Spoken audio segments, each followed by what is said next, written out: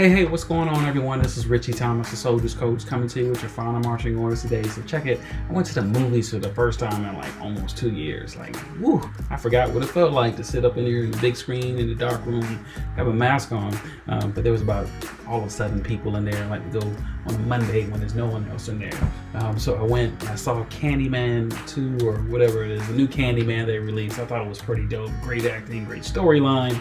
I love me a good scary movie, good suspense, murder mystery, the whole nine. But this one was really dope. It was really well done. Highly recommend it.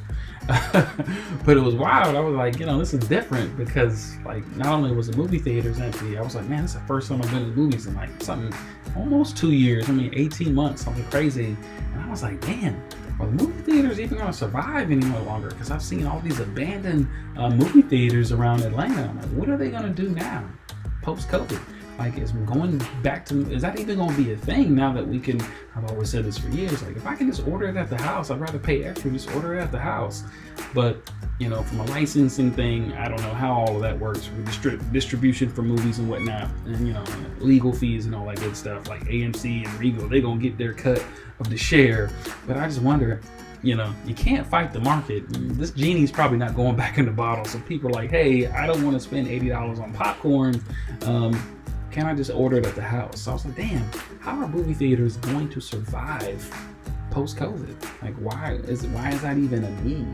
I hated going to the movies because like this dude's coughing, she's got her chips bag, this one's on her cell phone texting. I'm like, damn, I hate going to the movies. So I go alone on a Monday when no one else is in there because I don't want to be bothered by everybody else. I'm selfish like that, but I am who I am.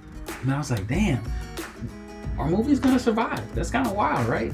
So of course it had me think about all my folks getting ready to transition out of the military. I was like, dude, like what's your plan B if this doesn't work? We've seen what happened to Blockbuster, we've seen what happened to Toys R Us. Like now the movie industry, actual in-person movie theaters may be obsolete.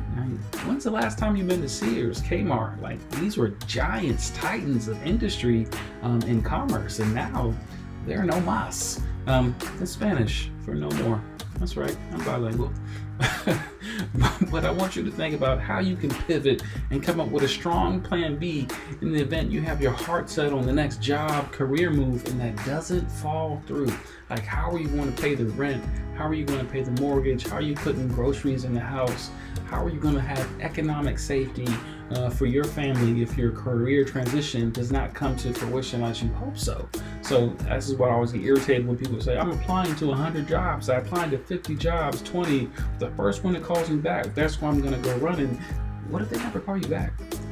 Then what are you going to do? What's the plan?